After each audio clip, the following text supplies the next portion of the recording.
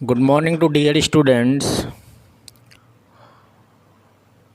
आज हम business studies में अपना चैप्टर नंबर 6 स्टार्ट करेंगे, स्टाफिंग। हम लोगों ने मैनेजमेंट की डेफिनेशन पढ़ी थी और मैनेजमेंट की डेफिनेशन में हम लोगों ने ये पढ़ा था कि मैनेजमेंट हमारा फंक्शंस के सेट होता है। क्या होता है? एक सेट होता है किसका? फंक्शंस का। और वो फंक्शंस हमारे कौन कौन से हैं? प्लानिंग, ऑर्गेनाइजिंग, स्टाफिंग, डायरेक्टिंग और कंट्रोलिंग। ये 5 हमारे फंक्शंस हैं मैनेजमेंट के। तो जब हम लोगों ने बेटा प्लानिंग पढ़ा था तो प्लानिंग में हमने अपने डिटरमाइन किए थे ऑब्जेक्टिव्स जो हमें अचीव करने हैं। यानी कि प्लानिंग में हम लोगों ने क्या करा था? अपने गोल या टारगेट सेट किया था फ्यूचर्स के लिए, जो हमें यानी कि बिज़नेस ऑर्गेनाइजेशन को अचीव करना है। वो हमारा एक पेपर वर्क होता था। उसके बाद हम लोगों ने ऑर्गेनाइजिंग पढ़ा। ऑर्गेनाइजिंग में हम लोगों ने ये पढ़ा कि जो टारगेट यानी कि जो गोल हमने प्लानिंग में सेट कर लिए, जो ऑब्जेक्टिव्स हमने प्लानिंग में सेट कर लिए, उन ऑब्जेक्टिव्स के अकॉर्डिंग हमारी कौन कौन सी एक्टिविटीज़ हो सकती हैं। यानी कि एक बिज़नेस ऑर्गेनाइजेशन को प्लानिंग के अकॉर्डिंग फ्यूचर में जो वर्क करना है, उस वर्क को हम कितनी एक्टिविटीज़ में क्लासीफाई कर सकते हैं, वो हमने पढ़ लिया ऑर्गेनाइजिंग में। ठीक है, अब हमने एक्टिविटीज़ को क्लासीफाई करा ऑर्गेनाइजिंग में, यानी कि डिपार्टमेंट ओपन किए। ठीक है, like purchase department, production department, marketing and selling department, human resources department, finance department. ये 5 तो मेजर होते ही हैं। अब बाकी डिपेंड करता है कि नेचर ऑफ बिज़नेस पे उसका स्केल कितना बड़ा है। ठीक है, अब हम लोगों ने अपनी एक्टिविटीज़ यानी कि डिपार्टमेंट ऑर्गेनाइजिंग में अपने ओपन कर लिए थे। अब वहाँ किसकी नीड होगी? ह्यूमन की नीड होगी।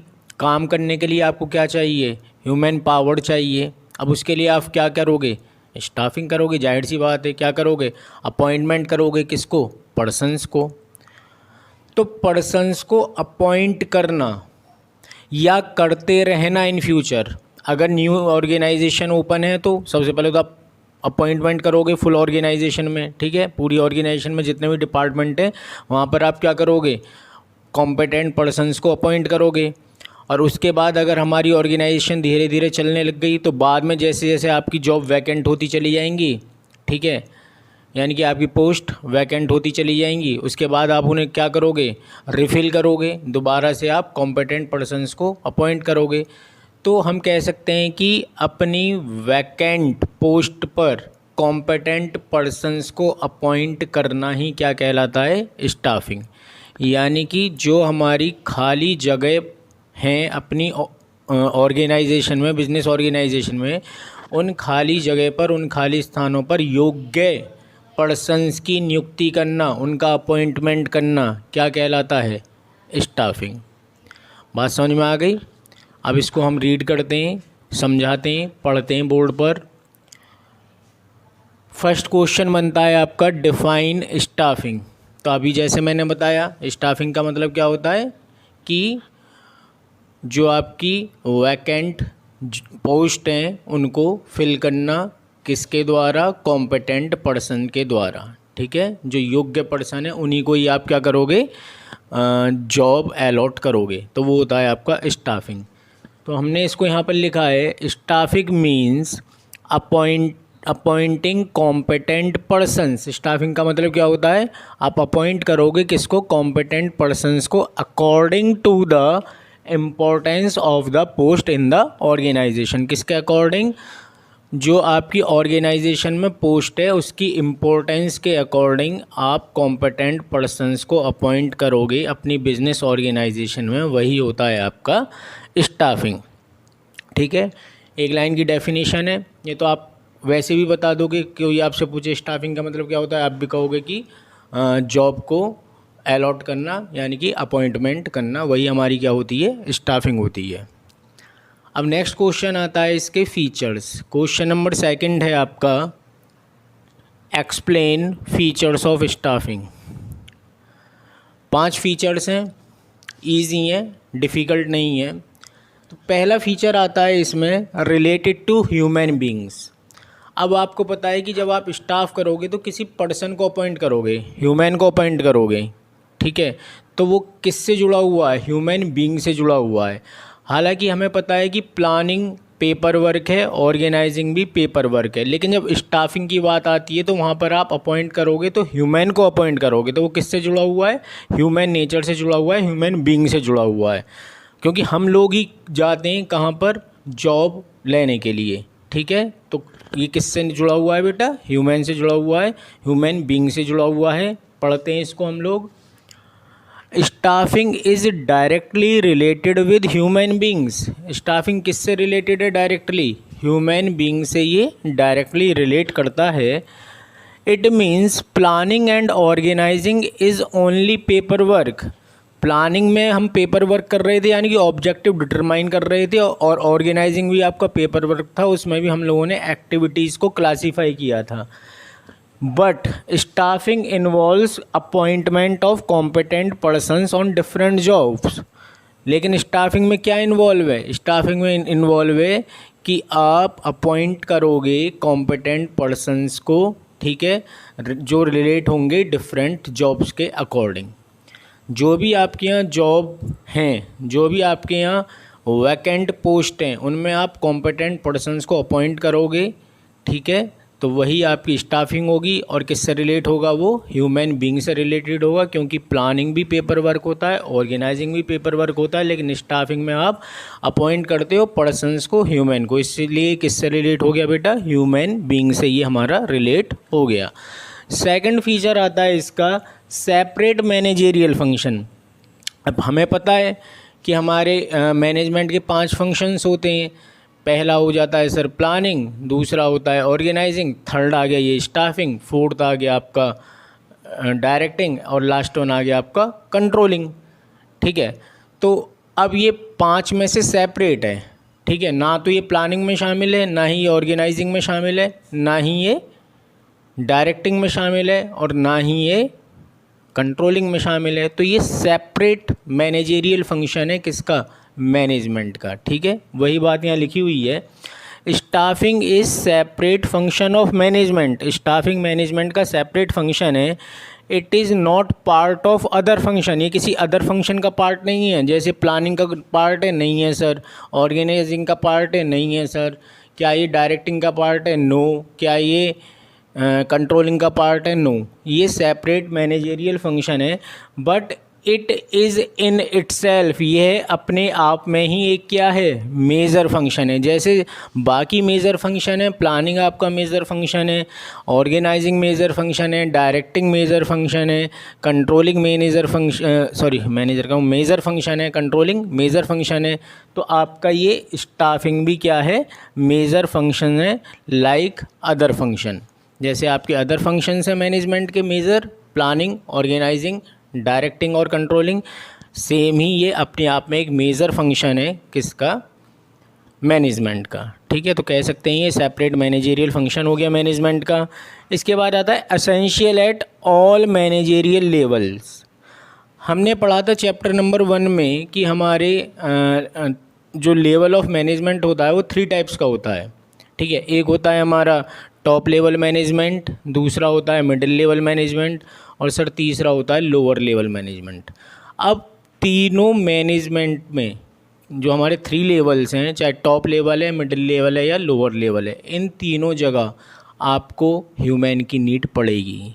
यहाँ डिफरेंट पोस्ट होती हैं। टॉप लेवल मैनेजमेंट पे भी पोस्ट होती हैं, ठीक है। मिडिल लेवल मैनेजमेंट पे भी पोस्ट होती हैं, और लोअर लेवल मैनेजमेंट पे भी पोस्ट होती हैं। टॉप लेवल मैनेजमेंट पे कौन सी पोस्ट होंगी? General manager, president, chartered accountant, company secretary, ठीक है।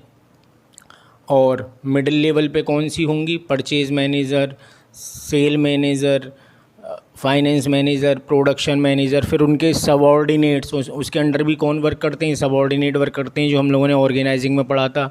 ऐसे ही लोअर लेवल मैनेजमेंट में भी ज़रूरत पड़ेगी ह्यूमन की, जिसमें सुपरवाइज़र आते हैं और फिर वर्कर्स आते हैं। तो हमारे 3 लेवल हैं, 3 लेवल में हमें किसकी ज़रूरत पड़ेगी, स्टाफिंग की नीड पड़ने वाली है। तीनों जगह हमारे पास पोस्ट होती हैं और हमें उसको फिल करने के लिए ह्यूमन की ज़रूरत पड़ती है, स्टाफिंग की ज़रूरत पड़ती है। इसलिए हम कह सकते हैं कि जो हमारी स्टाफिंग है ये तीनों लेवल के लिए इम्पॉर्टेंट है। इसकी ज़रूरत हमें तीनों लेवल पर पड़ती है, टॉप लेवल, मिडिल लेवल और लोअर लेवल। पढ़ते हैं इसको हम। स्टाफिंग इज़ रिक्वायर्ड, स्टाफिंग की आवश्यकता होती है at all level of management, सभी लेवल ऑफ मैनेजमेंट पर, like top level management, middle level management and lower level management. ठीक है बेटा। इसके बाद 2 हेडिंग और बचती हैं, उनको करते हैं, ज़रा इसको रफ करें हम।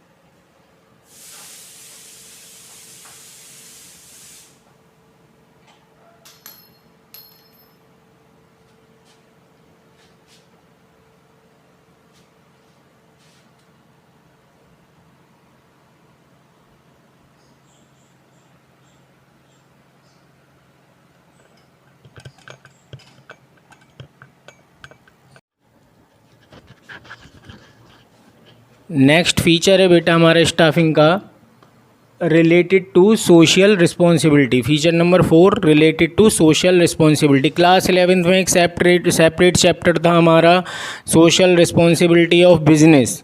उसमें कुछ बिज़नेस की, सोसाइटी के रिगार्डिंग रिस्पॉन्सिबिलिटीज़ होती थी। कौन कौन सी होती थी? जॉब अपॉर्चुनिटी प्रोवाइड करिए आप, ठीक है, आप पोल्यूशन फ्री एनवायरनमेंट प्रोवाइड करिए, आप अपनी बिज़नेस यूनिट्स को बैकवर्ड एरियाज़ में क्या करिए, इस्टेब्लिश करिए। तो यहाँ पर स्टाफिंग के मोड के थ्रू, यानी कि स्टाफिंग के मीडियम के थ्रू एक रिस्पॉन्सिबिलिटी फुलफ़िल की जा रही है, वो है प्रोवाइडिंग जॉब अपॉर्चुनिटीज़। ठीक है, बिजनेस ऑर्गेनाइजेशन क्या कर रही है, ह्यूमन को अपॉइंट कर रही है अपनी ऑर्गेनाइजेशन में, यानी कि उनको क्या मिल रहा है, रोज़गार मिल रहा है, उनको जॉब मिल रही है।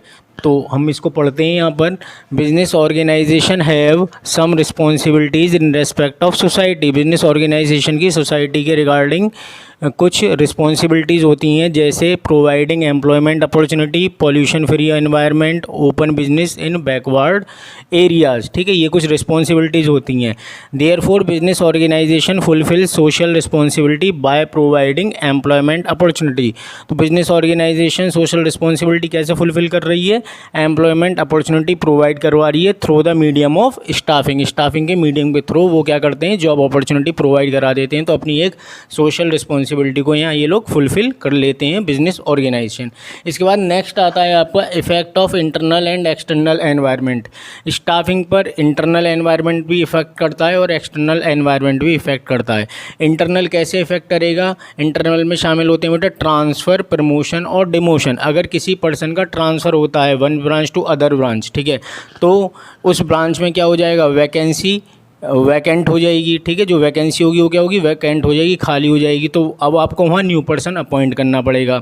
ऐसे ही आपने प्रमोशन कर दिया किसी पर्सन का, ठीक है, किसी एम्प्लॉय का आपने प्रमोशन कर दिया, तो जिस पर्सन का प्रमोशन हुआ है तो पहले वो जिस पोस्ट पे था वो पोस्ट क्या हो जाएगी, वैकेंट हो जाएगी। अब वहाँ पर भी आपको क्या करना पड़ेगा, न्यू अपॉइंटमेंट करना पड़ेगा। ऐसी कभी कभी डिमोशन भी हो जाता है, हायर रैंक से एम्प्लॉय को लोअर रैंक पर आ जाता है, तो जो हायर रैंक है वो वाली पोस्ट आपकी क्या हो गई, वैकेंट हो गई। अब उसको आपको क्या करना पड़ेगा, फिल करना पड़ेगा। तो ये तो आपके इंटरनल फैक्टर हो गए जो स्टाफिंग को अफेक्ट करते हैं। कुछ एक्सटर्नल फैक्टर्स भी होते हैं जिसमें शामिल होती है गवर्नमेंट अगर ये पॉलिसी बना दे कि जो हमारा स्टाफिंग होगा, जो हमारी वैकेंसी फिल करी जाएंगी, उसका मीडियम होगा एम्प्लॉयमेंट एक्सचेंज, तो उसने यहाँ पर एक शर्त रख दी कि एम्प्लॉयमेंट एक्सचेंज के थ्रू ही हम वैकेंसी को फुलफ़िल करेंगे, तो एक फैक्टर ही हो गया। दूसरा हमारे एजुकेशनल सेक्टर भी होते हैं जो हमारी स्टाफिंग को अफेक्ट करते हैं, क्योंकि एजुकेशनल सेक्टर देते हैं हमें कैंपस प्लेसमेंट। कुछ वैकेंसी जो फिल की जाती हैं वो कैंपस प्लेसमेंट के थ्रू फिल की जाती हैं। बिजनेस ऑर्गेनाइजेशन कैंपस में आएंगी, एजुकेशनल सेक्टर जो होते हैं वहाँ पर आती हैं, जो आपके स्टूडेंट्स होते हैं उनका इंटरव्यू वगैरह कंडक्ट कराते हैं, टेस्ट कंडक्ट कराते हैं, और वहीं से उनकी पोस्ट क्या हो जाती है, फिल कर ली जाती है और उनका वहाँ पर प्लेसमेंट हो जाता है। ये हम लोग आगे भी पढ़ने वाले हैं, ठीक है। तो ये हम लोगों ने अपने फीचर्स पढ़ लिए स्टाफिंग के। आज हम इतना ही करेंगे। नेक्स्ट क्लास में हम लोग करेंगे अपने इम्पोर्टेंस ऑफ स्टाफिंग। ओके।